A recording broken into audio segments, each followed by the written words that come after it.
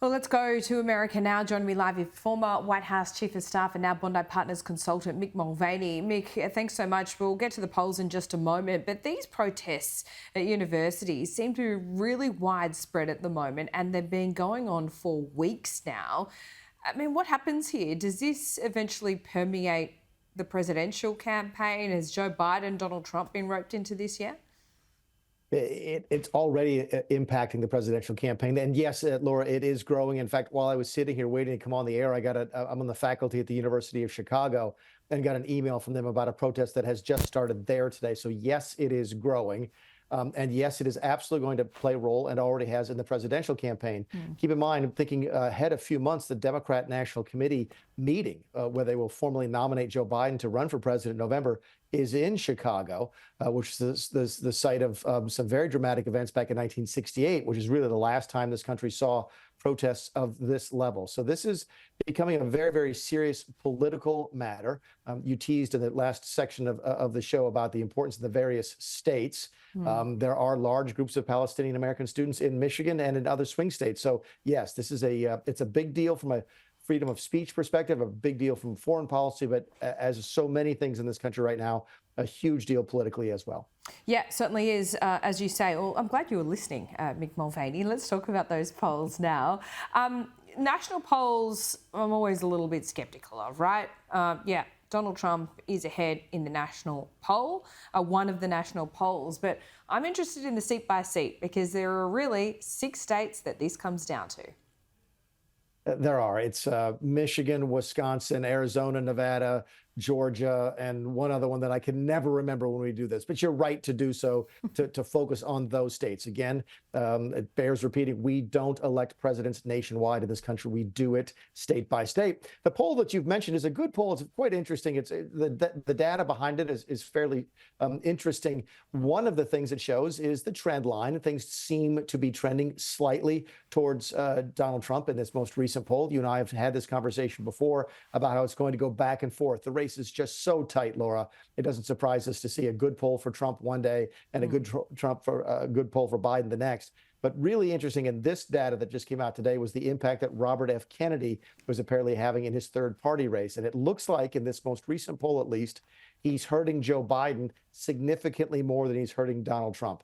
And that has gotten a lot of people's attention on the Democrat side of the aisle here in the last 24 hours. Yeah, something really piqued my interest last week. And this is a poll, I don't know, the Bloomberg News / Morning Consult poll. I mean, I know there seems to be thousands of polls published every day in the States. But those 6 states that we talk about, you got most of them: Arizona, Georgia, Michigan, Nevada, North Carolina, Pennsylvania, Wisconsin. All of those, bar Michigan in that particular poll, had Trump up, and the biggest margin there was North Carolina, Trump by 10. Wow. Yeah. North Carolina was only recently a swing state. It was solidly Republican even during the days of Mitt Romney, I believe. So that was a little surprising that Trump didn't do better there in the last couple of election cycles.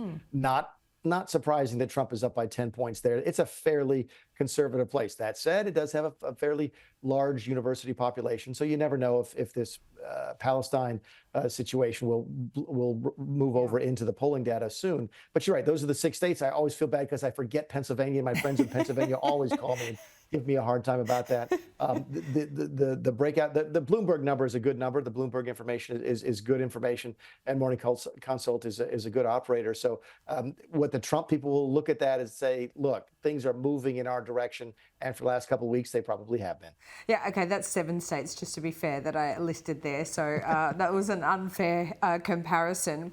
I just want to take you back to the midterms. And whether there is some kind of comparison you can make. You know, Trump's name isn't on the ballot in the midterms. It's still his candidates, when it came down to the actual vote, didn't do so well.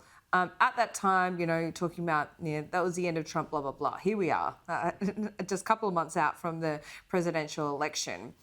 And we look at all the polls. Can you draw comparisons between the midterms and the presidential election, or is it just no point in doing that? It's more of a contrast than a comparison. You're right to raise it. It was a very interesting midterm election when the Republicans expected to do very well and did not. Why was that? abortion. The Supreme Court had just come out with a decision that overturned Roe versus Wade and got rid of the federal protection for abortion, and that was a huge issue in the midterms, which is one of the reasons the Democrats did so well. Democrats would be the pro-choice party in this country, the Republicans the pro-life country against and for abortion. If abortion becomes a big issue in 2024, it's going to help Joe Biden. I know the Democrats are trying to make abortion more of a central issue. And importantly, it will be on the ballot in certain referenda, certain initiatives in some swing states, including Arizona. So abortion could be the type of thing, the type of issue that saves the Democrats from these bad polling numbers. I know they're going to be spending a lot of money to do that, whether or not it works. Midterm elections tend to be about different kinds of issues. General elections tend to be about the economy and the leadership of the people at the top of the party. It's going to be fascinating. Nonetheless, Mick Mulvaney, good to talk to you. Thanks, Laura.